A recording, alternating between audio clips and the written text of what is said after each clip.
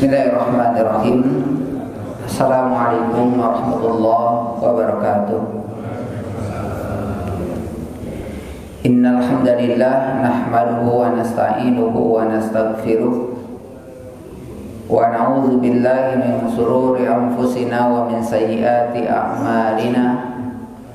May yahdihillahu fala mudilla lahu wa may yudlil fala hadiya lahu. Wa asyhadu an la ilaha illallah wahdahu la syarika lah wa asyhadu anna Muhammadan abduhu wa rasuluhu alladzi la nabiyya ba'dah.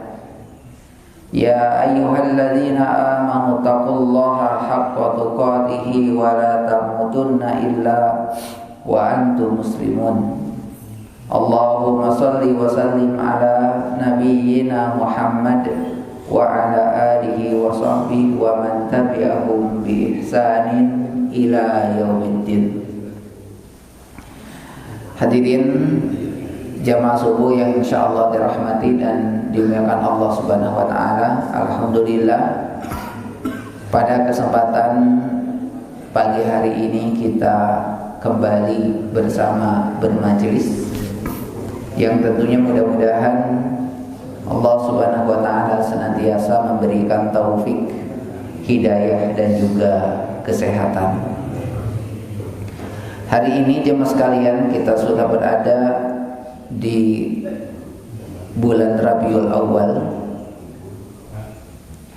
Dan kalau kita menghitung ke depan kurang lebih 5 bulan lagi kita akan melaksanakan saum Ramadan. Jadi tidak lama lagi 5 bulan itu. Ya, kalau lihat kalender Masehi, kita akan melaksanakan saum Ramadan itu di bulan Maret tahun 2025. Puasanya dan lebarannya di bulan yang sama, full bulan Maret. Jadi awal Maret kita puasa, akhir Maret kita lebaran. Ya, biasanya suka menyita 2 bulan kan. Ya, tahun ini, ya tahun depan kita akan melaksanakan saum Ramadan itu full, ya 1 bulan bersamaan dengan yang bulan Masehi. Jamaah sekalian, jamaah Allah Subhanahu wa taala, walaupun kalau dilihat di kalender memang agak berbeda penanggalan dan tanggal merahnya.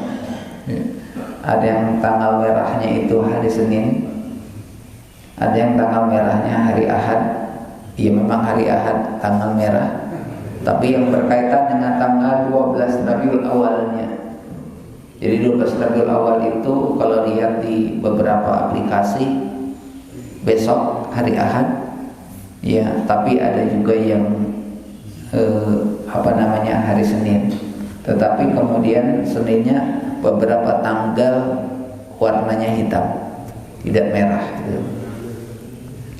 Ini dampak beberapa perbedaan kemarin, mulai dari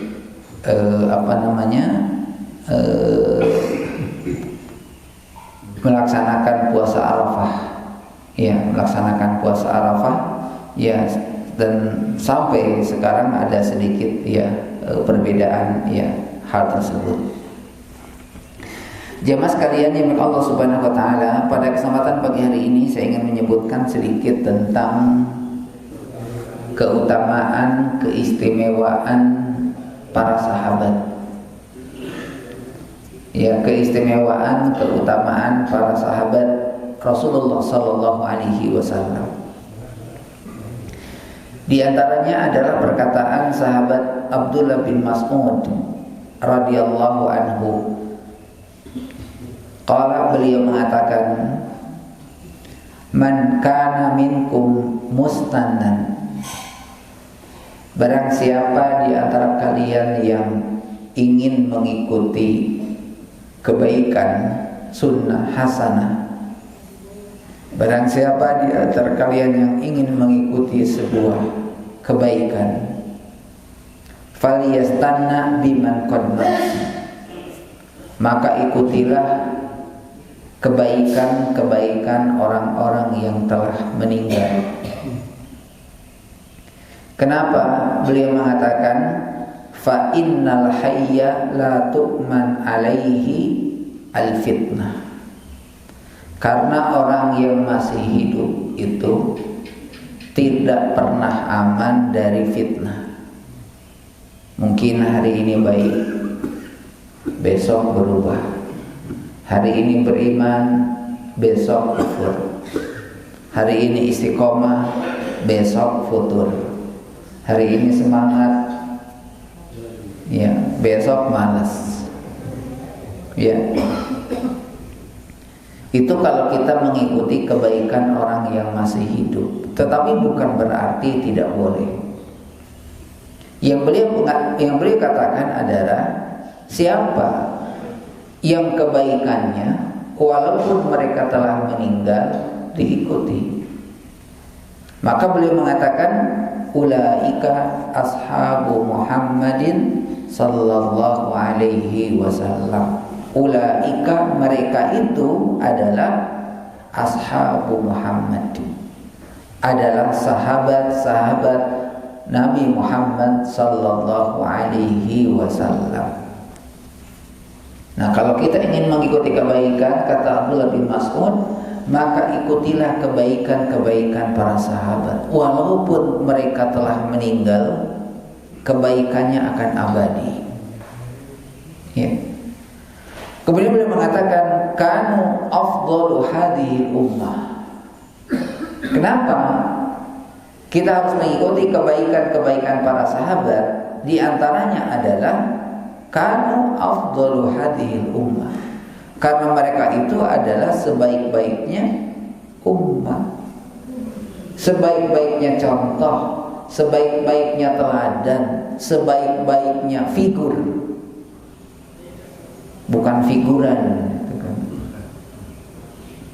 ya, sebaik-baiknya contoh. Ketika kita kehilangan teladan, ketika kita kehilangan contoh, ketika kita kehilangan figur, maka kita tidak pernah, kaum muslimin ini tidak pernah kehilangan teladan, contoh yang abadi, di mana kebaikan-kebaikan mereka itu adalah kebaikan yang akan mengantarkan mereka ke surga. Kemudian abarroha quluban, hati mereka bersih. Ya, mereka selalu memiliki sifat husnuzon, berbaik sangka. Beda dengan kita, kadang mah gampang curigaan. Ya. Kemudian wa'amaqaha ilman, pengetahuan mereka mendalam di dalam agama ini. Makanya ada beberapa sahabat mengatakan tidaklah ayat Al-Quran turun kepada Nabi SAW kecuali aku tahu di mana dan kapan diturunkan ayat tersebut. Ya, sebagai contoh misalkan jemaah sekalian yang disampaikan oleh sahabat Abu Hurairah yang diriwayatkan oleh Imam Bukhari dan Imam Muslim, ketika kaum muslimin, ya, ketika mereka tiba di Madinah dan kemudian mereka melaksanakan sholat, di antaranya adalah sedang melaksanakan sholat subuh, tiba-tiba ada orang yang datang memberitahu kepada orang-orang yang sedang sholat subuh bahwa arah kiblat kaum muslimin tadi malam Allah telah menurunkan ayat kepada Rasulullah SAW yang tadinya kita menghadap ke Baitul Maqdis, ke Palestina. Allah perintahkan kepada kita mulai hari ini, mulai malam tadi, Allah perintahkan kita menghadap ke arah Baitullah. Ini sedang salat subuh, maka mereka langsung berputar. Ya. Di situ menunjukkan apa jemaah sekalian? Perkataan orang yang soleh, perkataan yang orang jujur, perkataan orang yang amanah itu lebih didahulukan perkataannya dibandingkan orang yang menguasai satu ilmu sesuai dengan pengetahuannya. Ini pada informasinya hanya dari satu orang gitu. Tetapi kemudian mereka bisa merubah. Dan beberapa riwayat dikatakannya mas sekalian bahwa Rasulullah dan para sahabat salat di Madinah di Masjid Quba menghadap ke Baitul Maqdis itu selama 16-17 bulan. Kemudian turun surat Al-Baqarah ayat 144. Fawalli wajhaka syatral masjidil haram. Ya. Nah, kemudian ya, di sisi lainnya mas sekalian para sahabat itu adalah orang yang paling mendalam, paling tahu tentang agama ini. Kenapa? Karena mereka adalah orang pertama yang menjalankan syariat yang disampaikan oleh Rasulullah SAW. Jadi tidak ada orang yang pertama kali menjalankan syariat setelah turun wahyu kepada Rasulullah SAW setelah Rasulullah adalah para sahabat. Wa aqalluha takallufan, kesalahan-kesalahannya sangat sedikit. Bukan berarti mereka tidak punya kesalahan. Sifat manusia ya tidak lepas dari kesalahan. Dan Nabi kita mengatakan wa khairul khata'in, dan sebaik-baiknya orang yang berbuat salah adalah at-tawwabun, orang-orang yang segera bertobat kepada Allah Subhanahu wa taala. Ya. Kemudian beliau mengatakan qaumun ikhtarahumullahu li suhbati nabiyhi wa iqamati dinihi.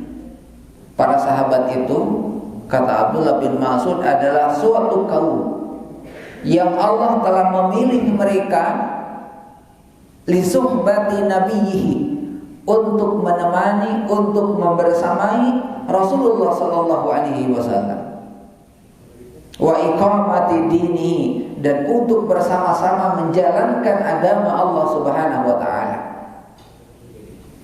Ya, makanya dalam Al-Qur'an Allah mengatakan kuntum khairu ummah. Kalian ini adalah sebaik-baiknya umat.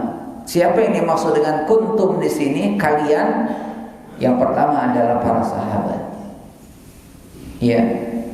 Kemudian siapa setelah para sahabat? Ya, orang-orang yang mengikuti jejak para sahabat. Fa'rifu lahum fadlahum, kenalilah keutamaan-keutamaan mereka, kenalilah keistimewaan-keistimewaan mereka, kenalilah kebaikan-kebaikan mereka, wattaba'uhum fi atharihim, bahkan ikuti jejak-jejak mereka, ikuti contoh-contoh mereka. Wa tamassaku bimastata'tum min akhlaqihim wa dinihim, dan berpegang teguhlah kalian semampu kalian apa yang telah mereka teladani, baik dari sisi akhlak atau cara mereka beragama kepada Allah Subhanahu wa taala. Fa innahum, karena para sahabat itu, kata Abdullah bin Mas'ud, kanu ala hadjil mustaqim, karena mereka adalah orang-orang yang berada pada petunjuk yang lurus. Nah, ini salah satu perkataan ya Abdullah bin Mas'ud. Bahkan jemaah sekalian, sebagaimana dikatakan oleh Irban bin Sariyah, suatu hari Rasulullah SAW memberikan nasihat kepada kami, yang sehingga dengan nasihat tersebut membuat dafat minhal uyun wa wajilat minhal qulub, membuat kami bersedih dan menangis, membuat hati kami bergetar, merasa khawatir dan takut. Kemudian dia mengatakan, ya Rasulullah, kana hadhihi mau'izatan maudah. Ya Rasulullah, sepertinya nasihat yang engkau nasihatkan kepada kami seolah-olah itu adalah nasihat terakhir yang akan kau berikan kepada kami. Faqala, maka kemudian Rasulullah mengatakan di antara isi nasihatnya, usikum bis-sam'i wat ta'ah, Aku nasihatkan kepada kalian bisam'i wa ta'ah, untuk mendengar dan taat, sami'na wa ata'na, terhadap keputusan Allah dan Rasulnya. Fa innahu man ya'ish minkum ba'di, ya, karena orang-orang yang hidup setelahku fasayara ikhtilafan katsira, maka mereka akan terjadi perselisihan. Fa'alaikum bisunnati, maka wajib bagi kalian mengikuti sunnahku. Kemudian Rasul mengatakan wa sunnati khulafa ar-rasyidin, dan mengikuti sunnahnya, kebaikannya para khulafa ar-rasyidin al-mahdiyyin min ba'di, karena mereka adalah orang-orang yang telah mendapatkan petunjuk. Wa tamassaku biha, berpegang teguhlah kalian dengannya. Wa 'addu 'alaiha bin nawajid, gigitlah sunnah yang datang dari mereka, walaupun kamu harus menggigitnya dengan gigi gerahammu. Wa iyyakum, dan hati-hati dalam urusan yang baru di dalam beragama. Kenapa?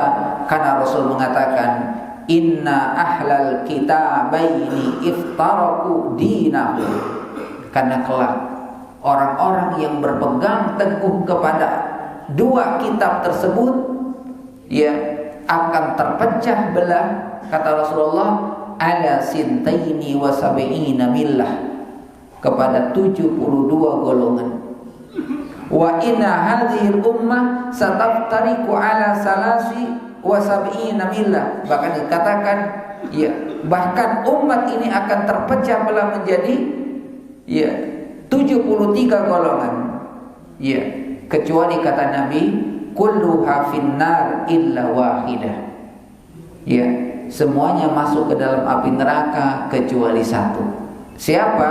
Wahia al-jamaah, maka mereka adalah al-jamaah. Siapa al-jamaah itu?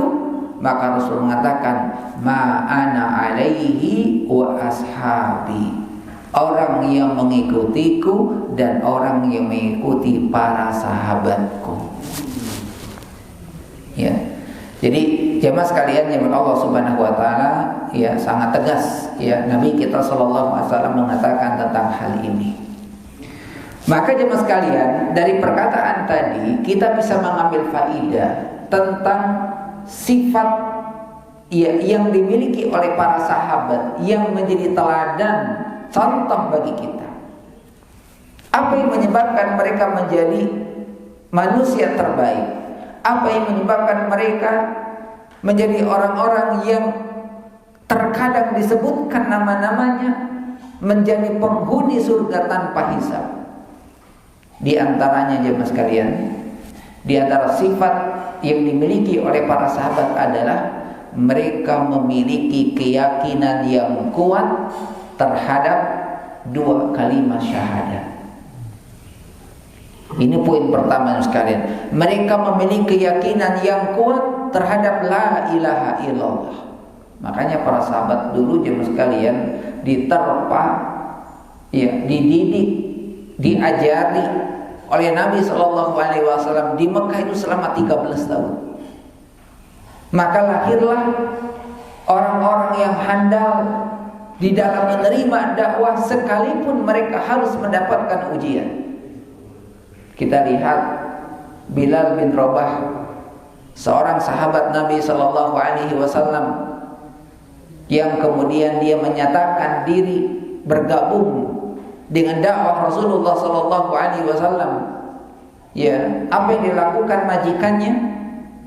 Maka dia mengikat, maka kemudian majikannya mengikat, ya, Bilal bin Rabah kaki dan tangannya, kemudian dibawa dengan kendaraannya, disimpan di tengah padang Sahara yang sedang panas di siang hari, disimpan di atas pasir yang panas, dan kemudian dia mengatakan, ya, jika engkau kembali kepada ajaran agamamu, ya, maka aku akan lepaskan. Tetapi apa yang dikatakan oleh Bilal? Dia tetap teguh dengan pendiriannya. Akhirnya semakin marah. besok paginya diikat lagi, disimpan lagi di padang Sahara, dan tidak puas, akhirnya apa? Ditimpa dengan batu yang berat di atas dadanya dalam keadaan panas, tetapi tidak menyurutkan dia, tidak menyurutkan dia untuk merubah keyakinannya kepada Allah Subhanahu wa taala. Sumayyah, yang sekalian, seorang sahabat Nabi sallallahu alaihi wasallam yang dikatakan dalam ahli sejarah orang yang pertama kali mati syahid di jalan Allah. Beliau mempertahankan akidah dan tauhidnya di Mekah walaupun dengan ujian yang berat, padahal dia adalah orang yang miskin, orang yang sangat kekurangan harta, ditawari dengan harta kekayaannya, tetapi kemudian dia tidak merubah keyakinannya. Akhirnya apa? Diikat oleh Abu Jahal dan teman-temannya, dan kemudian dibuka kedua kakinya, dan kemudian masukkan dengan tombak yang panjang, yang tajam, yang sekalian, mulai dari kemaluannya sampai ke dadanya, dan dia mati dalam keadaan syahid. Inilah ciri sahabat jemaah sekalian, di mana ketika mereka memiliki keyakinannya kepada Allah Subhanahu wa taala yang benar, maka mereka kuat mempertahankannya. Bahkan mereka tidak baperan, istilahnya kalau sekarang. Tidak baperan. Kita lihat sekalian Khalid bin Walid ketika beliau menjadi panglima perang, di zaman Umar bin Khattab radhiyallahu anhu, maka saat perang sedang gencar-gencarnya perang, tiba-tiba ada surat yang datang dari Umar bin Khattab radhiyallahu anhu menyatakan bahwa yang menjadi panglima perang hari ini adalah Abu Ubaidah al-Jarrah. Ini sedang perang teman sekalian. Mungkin kalau kita sekarang punduk. Tapi apa yang dilakukan oleh Khalid bin Walid? Dia mengatakan, saya berperang bukan karena Umar, tapi saya berperang adalah karena Tuhannya Umar. Ini adalah orang-orang yang memiliki akidah yang kuat dan benar. Mereka mempertahankan keyakinannya walaupun ujiannya sangat berat dialami oleh para sahabat. Makanya misalkan kalau orang-orang yang mengikuti perjalanan Nabi dari awal sampai kemenangan berakhir, jadi ketika di Mekah mereka mendapatkan ujian dan mereka menangis, dan tangisan yang kedua juga sama di Mekah pada tahun ke-10 Hijriah adalah tangisan kebahagiaan. Kenapa? Karena mereka dulu mengalami ujian yang berat, sekarang mereka mengalami kemenangan yang luar biasa. Ini yang pertama sekalian. Yang kedua, di antara sifat yang perlu diteladani dari sifat Rasulullah SAW, dari sifat sahabat Nabi SAW adalah mengedepankan kepentingan Allah dan Rasulnya di atas segalanya. Mengedepankan kepentingan Allah dan Rasulnya di atas segalanya, jemaah sekalian. Jemaah sekalian yang Allah Subhanahu wa taala, sebagaimana dikatakan oleh Nabi kita sallallahu alaihi wasallam, ketika suatu hari Rasulullah mendatangi Zainab binti Jahsy, dan kemudian Rasulullah mengatakan, "Ya Zainab, maukah kunikahkan kau dengan Zaid bin Harithah?" Maka Zainab mengatakan, "Saya tidak mau ya Rasulullah. Saya tidak mau ya Rasulullah." Kemudian besok paginya Rasul mengatakan, "Ya Zainab, maukah kau kunikahkan dengan Zaid bin Harithah?" Maka Zainab terus terang, "Saya tidak cinta dengan dia. Saya tidak suka dengan dia. Tidak ada perasaan cinta dengan dia." Kemudian sekalian, Rasulullah membujuk lagi pada hari yang ketiga, dan Zainab tetap teguh dalam pendiriannya sampai kemudian turun Al-Quran surat Al-Ahzab ayat 36. Allah mengatakan, "Wa ma kana lil mu'minin wala mu'minah." Tidak pantas bagi seorang mukmin laki-laki dan mukmin perempuan, idza qadallahu wa rasuluh, jika Allah telah menetapkan, memutuskan, jika Allah dan Rasulnya telah menetapkan dan memutuskan sesuatu, ayyakuna lahumul khiyarah, kamu masih memilih-milih, masih mikir-mikir, ya, masih pikir-pikir. Maka jemaah sekalian, ketika Zainab mendengar ayat ini, kemudian beliau mengatakan sami'na wa ata'na, kami dengar, kami taat. Ini luar biasa sekalian sahabat itu. Kita dengar Julaibib, seorang anak muda yang memiliki wajah yang paling buruk di zaman Nabi. Pokoknya panggoreng patutna. Kemudian Rasulullah mengatakan, ya Julaibib, mau kamu nikahkan dengan seseorang? Julaibib mengatakan, ya Rasulullah, siapa yang mau dengan saya? Maka kemudian apa kata Nabi? Nabi mengatakan, datang ke kampung sebelah. Di sana ada seorang anak kepala suku memiliki putri yang cantik. Sampaikan salam dariku. Maka Julaibib dengan semangat, apa kalau sekarang semangat 45 lah, datang, ya, menghampiri kedua orang tuanya, dan orang tuanya menerimanya, dan kemudian mendengarkan apa yang disampaikan oleh Julaibib. Kedua orang tuanya bahagia. Kenapa? Karena dia mengira yang akan melamar adalah Rasulullah. Kata Julaibib, bukan, saya diperintahkan oleh Nabi untuk meminang putrimu. Maka orang tua yang tadinya sudah senang kemudian berdiri dan kemudian menyuruh pulang Julaibib. Sementara putrinya yang berada di balik bilik rumahnya, ketika Julaibib ini akan keluar, dia mengatakan kepada kedua orang tuanya, wahai ayahku, wahai ibuku, jika itu adalah perintah Allah dan Rasulnya, sami'na wa ata'na. Akhirnya apa? Nikah. Yang menjadi saksinya Rasulullah SAW.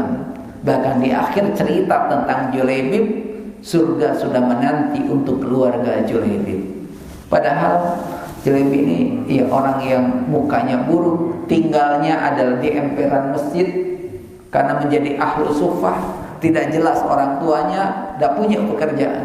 Ya orang tua mana yang menikahkan dengan anak seperti itu? Tetapi jemaah sekalian, ini luar biasa. Artinya apa? Ketika Allah dan Rasulnya, ya, ketika Allah dan Rasulnya sudah menetapkan sesuatu, ya, maka tidak ada pilihan bagi kita untuk sami'na wa ata'na. Kenapa? Karena apa yang disampaikan kebaikan, apa yang disampaikan Nabi SAW, pasti itu adalah kebaikan dunia dan akhirat. Ketika Rasulullah mengajarkan kepada kita makan dengan tangan kanan, pasti itu kebaikannya bukan hanya dunia dan akhirat. Ketika kita bertemu dengan muslim, kemudian mengucapkan salam, pasti kebaikannya dunia dan akhirat. Ketika kita bertemu dengan non-muslim, ya, non-muslim terlalu lembut bahasanya, kan?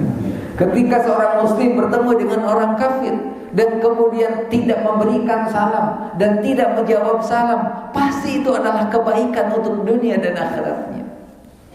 Ya, karena kita ini selalu mencari-cari, gitu kan, cari-cari, ya, alasan. Bahkan Nabi kita mengatakan, man salaka tariqan yaltamisu fihi ilman sahalallahu bihi tariqan ila jannah.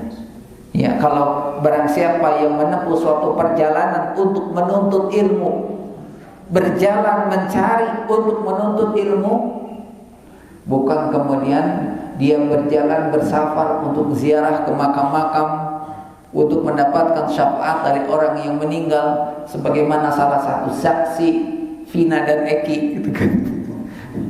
Jadi ada seorang musafir, gitu kan, yang suka datang ke kuburiun, gitu kan, suka datang ke kuburan, bukan, ya. Maka jemaah sekalian, jemaah Allah Subhanahu wa taala, inilah para sahabat ridwanullah alaihim, selalu mengedepankan kepentingan Allah dan Rasulnya. Ketika Allah dan Rasulnya sudah menetapkan sesuatu, maka bagi mereka tidak ada pilihan. Ya, makanya mereka selalu mengedepankan perintah Allah dan Rasulnya di atas segalanya. Ya. Kemudian jemaah sekalian, yang ketiga dari 5 sifat sahabat, ya, yang ketiga adalah berani menjalankan syariat Allah. Ya, para sahabat itu memiliki keberanian di dalam menjalankan ajaran Islam. Bayangkan jemaah sekalian, di tengah-tengah ujian kaum muslimin berada di Mekah, banyak di antara para sahabat justru menampakkan kebaikan-kebaikan mereka, menampakkan keyakinan mereka di tengah-tengah orang-orang musyrikin Quraisy. Bahkan Nabi kita, sebagaimana dalam kisah sebelumnya, ketika ada sekelompok orang tokoh-tokoh Quraisy datang kepada Abu Thalib, meminta kepada Abu Thalib untuk menghentikan dakwah Rasulullah SAW dengan diiming-imingi harta, jabatan, kedudukan, bahkan kemudian wanita saat itu. Maka Rasul mengatakan, andaikan matahari disimpan di tangan kananku dan bulan diletakkan di tangan kiriku, maka aku tidak akan merubah keyakinan ini. Ya. Dan para sahabat jemaah sekalian yang Allah Subhanahu wa taala sebagai contoh dan teladan di antaranya adalah mereka berani menjalankan ajaran Islam dengan benar. Ya. Suatu hari jemaah sekalian, ketika dalam perang Badar. Perang Badar ini adalah perang yang tidak seimbang. Kenapa? Karena kaum muslimin hanya terdiri dari 303 orang melawan 1000 orang. Iya, melawan 1000 orang. Dari 303 orang itu jemaah sekalian, kebanyakannya dari kaum Ansar, bukan orang-orang Muhajirin. Kalau orang-orang Muhajirin, orang-orang Mekah berhadapan dengan orang-orang Quraisy, itu suatu hal yang wajib baginya. Kenapa? Karena mereka diusir oleh orang-orang musyrikin Quraisy. Kalau orang-orang Madinah tidak. Makanya meski ketika besok pagi akan berperang, bahkan akan berangkat ke medan perang, maka kemudian apa yang dikatakan Nabi SAW? Beliau mengatakan kepada orang-orang Ansar, apakah kalian akan siap berangkat dengan kami ke Badar? Jadi yang ditanya kesiapannya adalah orang-orang Ansar. Kenapa? Karena orang-orang Ansar yang selama ini sudah banyak membantu Rasulullah SAW. Maka kaum Ansar mengatakan, orang-orang Madinah mengatakan, sami'na wa ata'na ya Rasulullah, kita berangkat. Padahal berangkat awalnya 1000 orang. Tetapi di dalam perjalanan Abdullah bin Ubay kemudian mengkhianati apa yang disampaikan Nabi SAW, maka sekitar 700 orang mengundurkan diri. Maka dalam perang Badar itu jemaah sekalian adalah salah satu perang yang menampakkan sifat kemunafikan orang-orang yang berada di Madinah. Jadi nampak di hadapan jelas adalah kaum musyrikin Quraisy sebagai musuh Allah, sementara di belakang bahkan di dalam kaum muslimin justru lahirnya orang-orang munafik. Akhirnya mereka mengundurkan diri. Akhirnya yang berangkat cuma 300 orang. Di malam hari yang dalam keadaan khawatir dan takut karena persiapan yang mereka miliki sangat terbatas, sementara orang-orang musyrikin Quraisy yang tadinya 3000 orang, mereka kemudian 2000 orang pulang. Kenapa? Mereka mengatakan, tidak usah 3000, 1000 orang juga cukup. Kita pulang sebagian. Kenapa? Karena logistik sangat lengkap, sangat cukup membadai. Maka pada malam hari mereka berpesta pora kemenangan sebelum berperang. Sementara kaum muslimin ditidurkan oleh Allah Subhanahu wa taala dalam keadaan hujan rintik-rintik. Ditidurkan oleh Allah Subhanahu wa taala, karena kalau tidak ditidurkan oleh Allah pasti gelisah. Besok mau perang. Allah tidurkan. Hanya Rasulullah SAW yang terbangun, dan kemudian beliau berdoa sambil mengatakan, ya Allah, jika besok kami kalah, maka tidak ada lagi orang yang akan menyembahmu. Ini kata Rasulullah SAW. Besok pagi mereka bangun dalam keadaan segar bugar, dalam keadaan semangat yang kuat, sementara orang musyrikin Quraisy dalam keadaan kenyang, kemudian dalam keadaan ngantuk karena mereka berpesta pora pada malam hari. Akhirnya apa? Mereka mendapatkan kekalahan. Ya, jamaah sekalian yang Allah Subhanahu wa taala, ini sebagai bentuk apa? Keberanian para sahabat di dalam menjalankan beragama di dalam menjalankan syariat Allah Subhanahu wa taala, maka mereka tidak pernah mundur di dalam ketaatan kepada Allah Subhanahu wa taala. Abu Bakar jemaah sekalian sebagai figur pertama orang yang sangat berani. Padahal Abu Bakar ini kan orangnya kurus.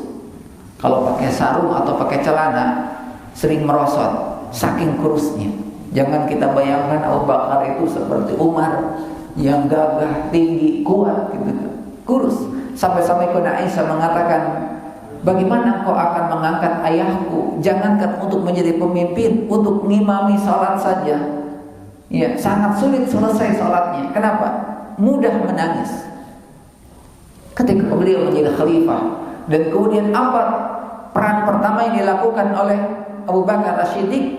Beliau perangi orang-orang yang enggan mengeluarkan zakat. Ini yang pertama kali yang sekali dilakukan oleh Abu Bakar As-Siddiq radhiyallahu anhu. Ya, memerangi orang-orang yang tidak mengeluarkan zakat. Maka apa kata Umar? Ya Abu Bakar, kenapa engkau memerangi orang-orang yang sudah menyatakan syahadat di hadapan Allah dan di hadapan Rasulullah sallallahu alaihi wasallam? Maka apa kata Abu Bakar? Aku tidak memerangi orang yang sudah mengatakan syahadat di hadapan Allah dan Rasulnya. Yang aku perangi adalah orang yang enggan melaksanakan perintah Allah dan Rasulnya. Nah, ini ya satu keberanian Abu Bakar As-Siddiq radhiyallahu anhu. Kemudian pula jemaah sekalian, jemaah Allah Subhanahu wa taala, ya salah satu di antara sifat sahabat adalah memiliki pengorbanan yang besar. Memiliki pengorbanan yang besar, baik pengorbanan harta, pengorbanan jiwa mereka, pengorbanan waktu mereka, pengorbanan masa bahagia mereka untuk Islam, maka mereka serahkan semuanya. Suatu hari ketika Rasul mengatakan, siapa di antara kalian yang akan bersedekah malam hari ini? Maka datanglah Abu Bakar As-Siddiq radhiyallahu anhu dengan seluruh hartanya. Dan kemudian Rasul mengatakan, apakah masih ada yang kau tinggalkan di rumah? Maka kemudian Abu Bakar mengatakan, yang kau tinggalkan di rumah hanya Allah dan Rasulnya. Semuanya dia bawa. Dan Rasulullah membiarkan. Suatu hari kemudian Rasul mengatakan, siapa di antara kalian yang akan bersedekah hari ini? Maka datanglah Umar bin Khattab dengan membawa seluruh hartanya. Dan kemudian Rasulullah mengatakan, apakah masih ada yang tersisa di rumahmu? Kata Umar, tidak ada ya Rasulullah. Maka apa kata Rasulullah? Sebagian kau simpan di rumahmu. Kenapa? Karena Rasulullah tahu kualitas imannya Umar dan tahu kualitas imannya Abu Bakar As-Siddiq radhiyallahu anhu. Ya, kalau kita bicara tentang pengorbanan, maka orang yang paling banyak pengorbanan secara harta di awal-awal dakwah adalah Khadijah radhiyallahu anha. Dan orang yang pertama kali berkorban walaupun dengan nyawa taruhannya adalah Abu Thalib, walaupun dia tidak beriman kepada Allah dan Rasulnya. Tapi bentuk pengorbanannya luar biasa. Ya, para sahabat yang lainnya sekalian, anak muda kaya raya, dan kemudian dia mengorbankan seluruh hartanya untuk masuk ke dalam Islam, walaupun dia hidupnya, bahkan di akhir hidupnya, kain kafan saja tidak cukup. Ketika ditutup kakinya, kepalanya terbuka. Ketika kepalanya ditutup, kakinya terbuka. Ketika kakinya ditutup, kepalanya terbuka. Akhirnya apa? Kepalanya ditutup dengan kain kafan, sementara kakinya ditutup dengan dedaunan. Alhamdulillah kita ini sekarang orang meninggal itu tidak susah cari kain kafan, ya. Karena di rumah hampir tidak ada kain kafan. Pasti ketika meninggal tiba-tiba yang dicari masjid, kan? Ya. Masjid di masjid, bahkan di daerah Kiara Condong antara masjid dengan RW itu bersaing kain kafan, perebut kain kafan itu kan. Ya. Kenapa? Karena RW ada bisnisnya. Sementara masjid lebih mengedepankan sosial, sehingga dari angka harga kain kafan yang ditawarkan itu berbeda. Ini saya dengar dari ketua DKM Masjid di Kiara Condong.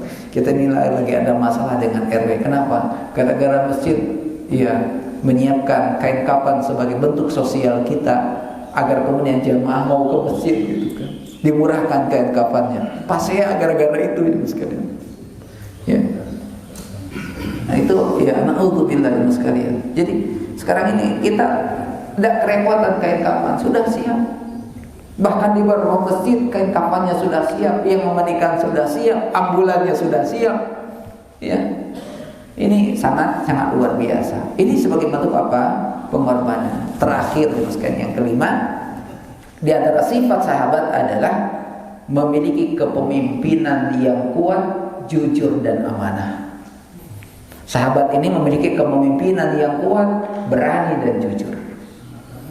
Iya, pemimpin Islam pertama setelah Rasulullah adalah Abu Bakar, kemudian Umar, kemudian Utsman bin Affan, kemudian Ali bin Abi Thalib dan setelahnya.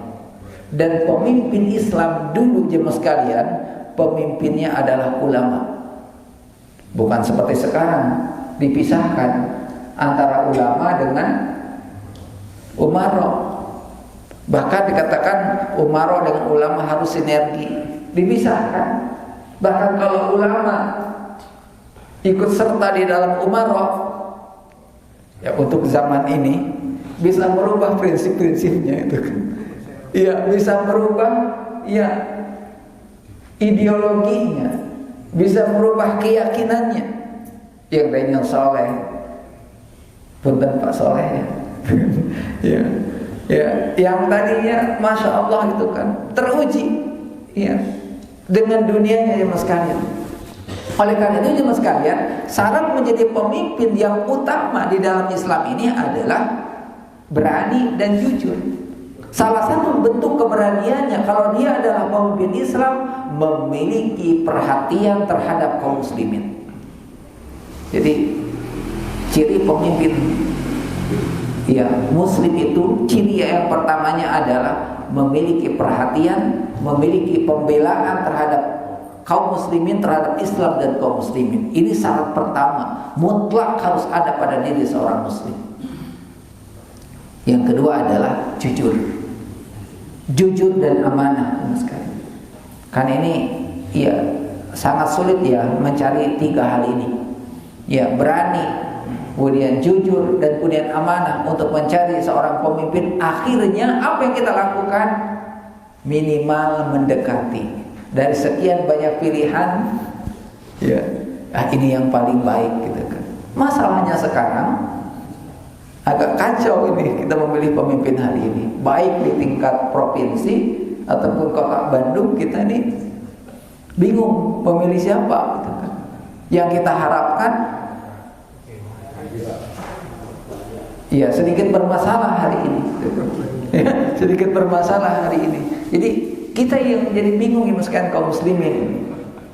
Ya, nah, oleh karena itu jemaah sekalian yang Allah Subhanahu wa taala, dulu para sahabat ya, mereka pada tidak mau menjadi pemimpin. Ya, karena pemimpin di dalam Islam hidupnya susah. Ya, Abu Bakar hidupnya susah, Umar hidupnya susah, walaupun harta berlimpah, tapi harta kaum muslimin. Sampai-sampai kata Umar, di zamanku itu dulu, ya, tidak ada orang yang mau mengambil makanan karena mereka merasa cukup. Akhirnya makanan itu, persediaan itu habis dengan burung-burung dan binatang yang lain. Tidak ada yang mau ngambil. Ini adalah pemimpin yang amanah, pemimpin yang jujur, mampu mencukupi dan kemudian mampu meyakinkan kepada setiap orang harus bisa bekerja dan berusaha. Artinya apa? Lapangan kerja di zaman Umar itu terpenuhi sehingga orang-orang tidak butuh bantuan. Beda dengan sekarang. Orang yang sudah banyak uangnya saja masih butuh bantuan. Masih kurang sekarang ini. Apalagi orang-orang yang susah sekali. Nah, ini jemaah sekalian, ya sifat ya para sahabat ridwanullah alaihim ya menjadi perhatian kita hari ini, bahwasanya tidak ada contoh bagi kita. Ketika di bulan Rabiul Awal mungkin banyak orang yang mengadakan acara apa? Muludan. Ya. Tetapi kemudian inti daripada maulidnya justru tidak tersampaikan. Ya, lahirnya Rasulullah SAW itu melahirkan siapa? Sahabat. Melahirkan generasi-generasi terbaik. Dan kalau kita ingin melihat kebaikan Rasulullah, maka lihat kebaikan para sahabat. Kenapa? Karena informasi yang berkaitan dengan nilai-nilai kebaikan Rasulullah semuanya disampaikan oleh para sahabat. Ya. Dan jemaah sekalian yang Allah Subhanahu wa taala, sahabat ini adalah kaum muslimin Rasulullah, bahkan para sahabat ketika melakukan sesuatu, maka Rasulullah ataupun para sahabatnya yang lebih dulu memberikan contoh sebelum orang lain melakukannya. Rasul itu kan hanya memberikan contoh, orang-orang mengikutinya, tidak usah diperintah. Iya, Rasulullah berikan contoh, orang-orang mengikutinya. Tidak perlu diperintah kaum muslimin saat itu. Asal ada contoh dari Nabi, mereka siap menjalankannya. Nah, sekarang ini sudah diberikan contoh, diberi modal, itu kan, ya susah, ya susah. Nah, jemaah sekalian, ini 5 sifat ya sahabat Rasulullah Sallallahu Alaihi Wasallam yang tentunya jemaah sekalian ini menjadi harapan kita, ya harapan kita semua bahwasanya kita memiliki jiwa-jiwa para sahabat. Termasuk adalah memiliki jiwa kepemimpinan para sahabat, di mana mulai di rumah kita, ya mulai di rumah kita, ya mulai di tengah-tengah kita berada di tengah-tengah masyarakat. Karena kepemimpinan kaum muslimin itu melahirkan banyak kebaikan yang akan kita ya contoh dan teladani. Dan kebaikan para sahabat itu adalah kebaikan yang bisa mengantarkan mereka ya ke surganya Allah Subhanahu wa taala. Saya kira ini jemaah sekalian yang bisa kita sampaikan pada kesempatan pagi hari ini. Ya, mudah-mudahan ada manfaatnya. Syukran wa jazakumullahu khair. Silakan kalau ada yang mau di-sharingkan ya. Mangga. Waalaikumsalam warahmatullahi wabarakatuh. Ustaz, seperti yang tadi disampaikan Pak Ustaz, bahwa keteladanan jamaah Rasul itu sangat baik ya untuk kehidupan selanjutnya, termasuk kita ya saat ini, bahwa spirit mereka pengorbanan, ikhlas, amanah gitu ya, itu menarik Ustaz. Nah, ini dari beberapa kasus kok korupsi di kita itu serempak ya, dan itu ternyata Pak Ustaz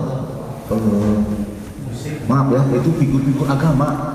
Iya. Contoh sekarang itu yang menjadi Menteri Agama itu udah 5 pengaduan yang masuk dan sedang diproses pemeriksaannya.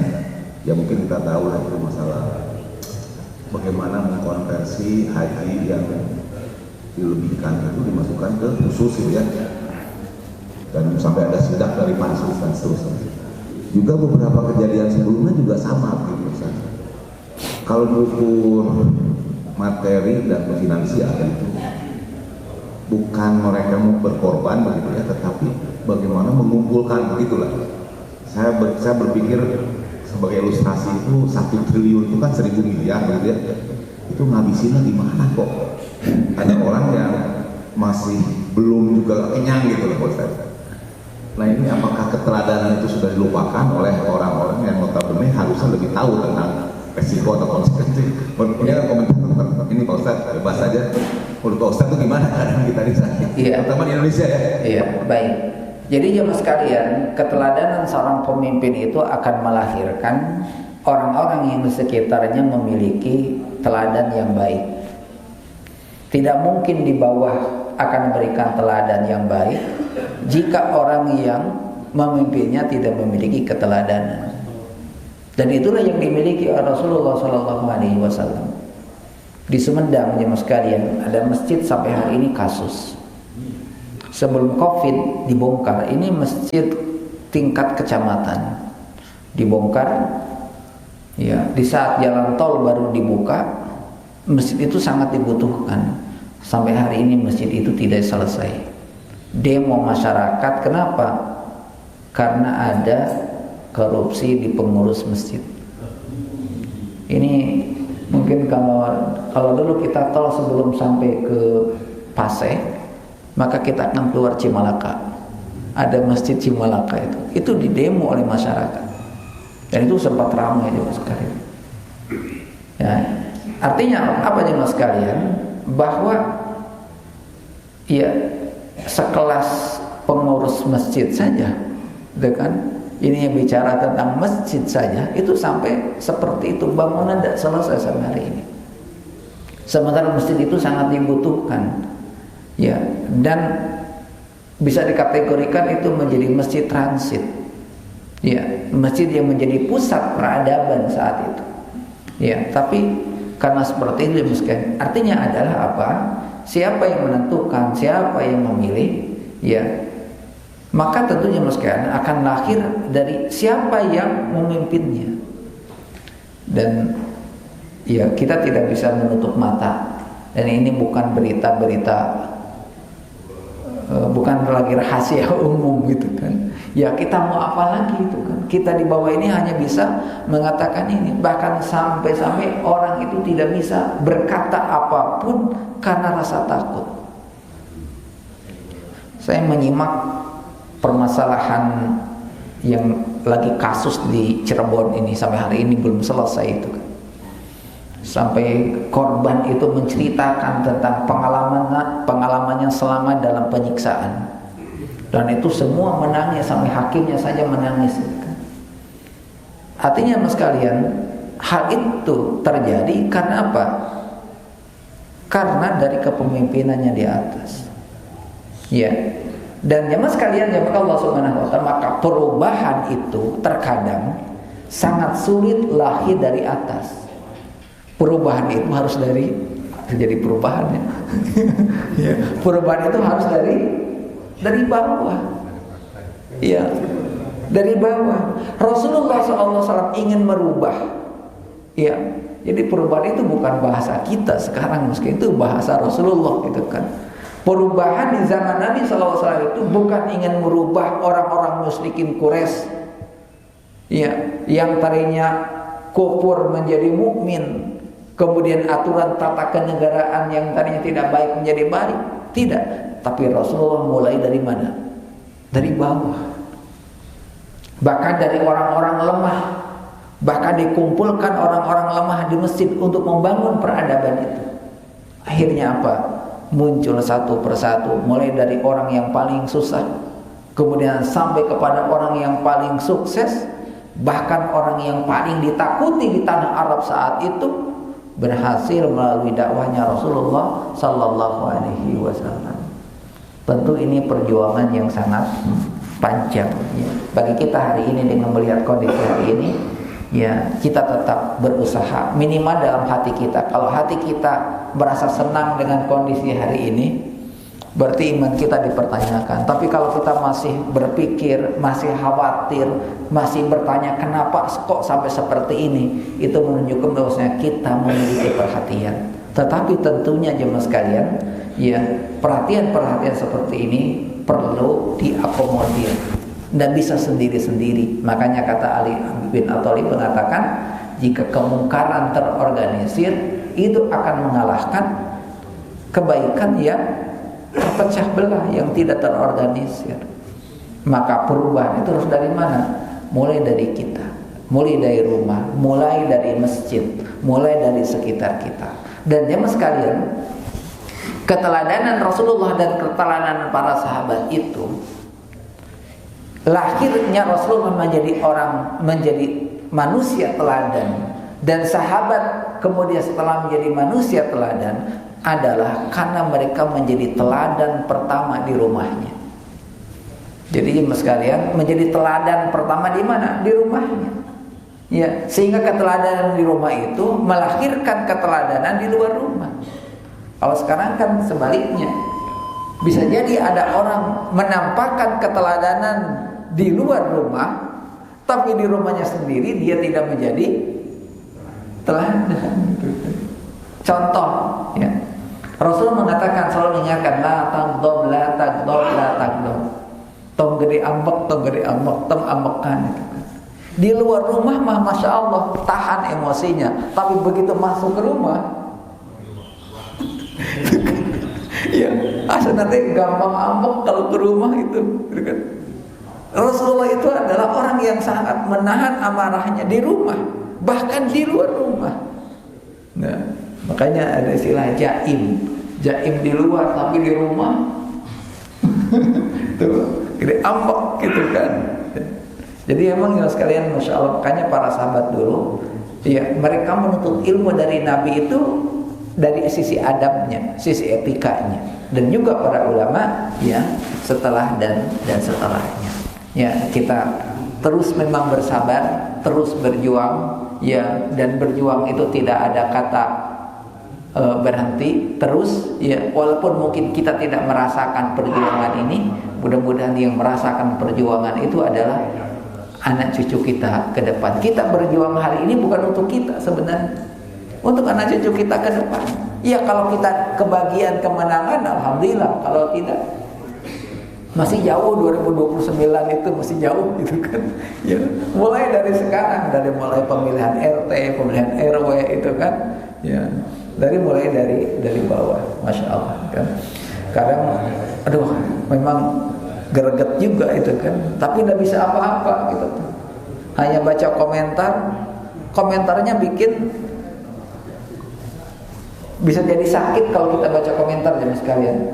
Ya, istilah orang Sunda mah kalau kita baca komentar di internet itu menjadi bahan pigringan. Bahan pigringan artinya baca komentar orang lain kehel, kita tidak bisa komentar, tapi keinget-inget, akhirnya jadi kering, jadi pikir, kan? Wallahu a'lam. Ya mudah-mudahan ya Allah Subhanahu wa ta'ala memberikan jalan pada waktunya, dan insya Allah kemenangan itu pasti ada. Kita mau berjuang atau tidak berjuang, kemenangan itu pasti muncul.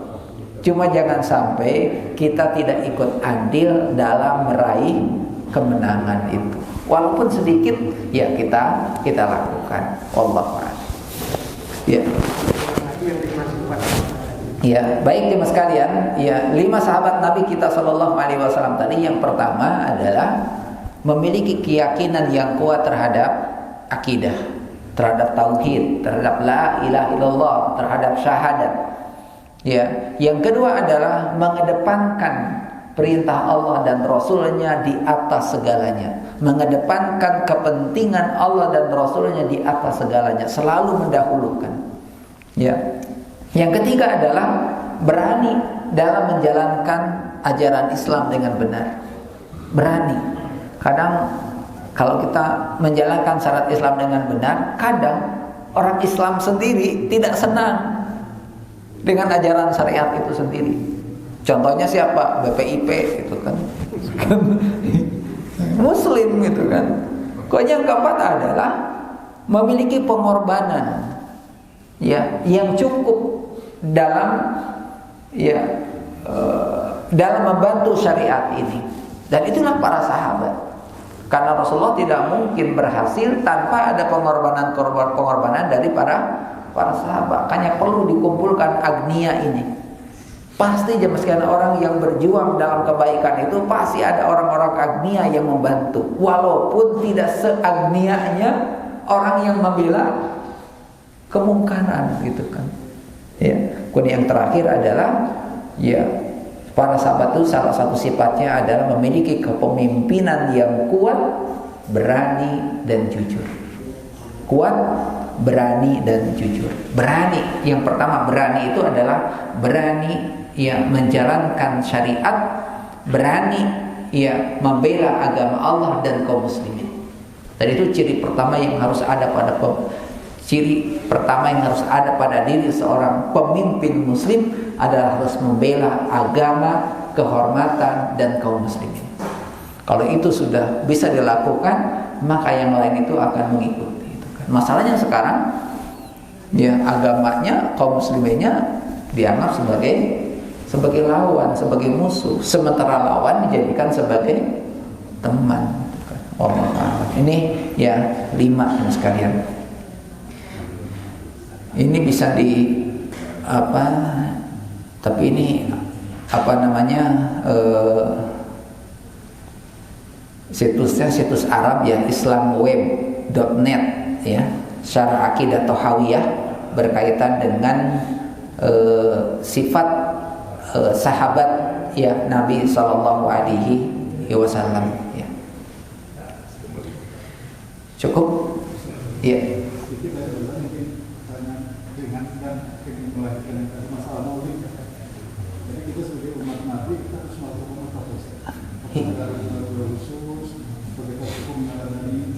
Iya. Iya. Iya. Jadi jemaah sekalian, bagaimana cara meneladani Nabi Shallallahu Alaihi Wasallam? Mengikuti sunnahnya. Ya, meneladani Nabi SAW itu mengikuti sunnahnya, bukan kemudian merayakan hari kelahirannya. Luar biasa, kalau merayakan hari kelahirannya luar biasa. Masjid aja gandeng, karena dipakai ya main itu apa namanya, musik-musik juga di masjid itu. Kalau acara maulidan, ya orang-orang pada hadir ke masjid, tapi tibanya waktu salat tidak ada. Justru orang yang cinta kepada Rasulullah, orang yang kemudian mengingat Nabi kita Sallallahu Alaihi Wasallam itu dengan cara apa? Hadir ke masjid, datang ke majelis ilmu, ya, jaga salat 5 waktunya, hidupkan sunnah-sunnahnya. Itu bukti kita cinta kepada Rasulullah Sallallahu Alaihi Wasallam. Bukan kemudian ya tadi acara-acara seremonial, tapi kemudian pas yang wajib hukumnya pada tidak ada di masjid. Nah ini tapi di kita menjadi tradisi, gitu kan? Tradisi apalagi di kampung-kampung. Ya, Maulidan itu kalau di Sulawesi namanya daerah Kabupaten Takalar, Makassar, Goa, Takalar. Ada namanya Maulid Lompoa. Ya, nanti bisa dilihat. Maulid Lompoa. Lompoa itu besar-besaran. Nah, dan di Makassar, Sulawesi, harga telur di bulan Rabiul Awal itu akan drastis naik harganya. Kenapa? Karena Maulid itu banyak menggunakan media telur, diwarna-warni, dibuat tumpeng di masjid seperti pohon, ustadznya ceramah. Karena saya ngalami itu kan, banyak telur. Jadi si daun-daunnya itu telur yang diwarna-warni. Ketika selesai ceramah, perebut sampai berkelahi gitu kan, sampai lempar telur. Nah, apalagi di Takalar, ya. Dan itu acaranya di mana? Di pantai, menggunakan perahu hias penuh dengan telur-telur. Nanti di laut perang telur matang gitu kan. Itu sampai seperti itu. Akhirnya apa? Nuansa maulidnya tidak ada. Namanya Maulid Lompoa, mengingat lahir Nabi besar-besaran. Tapi prakteknya melupakan Rasulullah Sallallahu Alaihi Wasallam. Nanti coba dilihat ya, namanya Maulid Lompoa. Itu kalau di Sulawesi daerah Takalar ya. Nah, saya kira ini saja sekalian yang bisa kita sampaikan. Baik, kita akhiri majelisnya dengan membaca doa kafaratul majelis. Ya, subhanakallahumma rabbana wa bihamdi asyhadu alla ilaha illa anta astaghfiruka wa atubu ilaik. Akhiru dawana alhamdulillahirabbil alamin. Wassalamualaikum warahmatullahi wabarakatuh. Waalaikumsalam warahmatullahi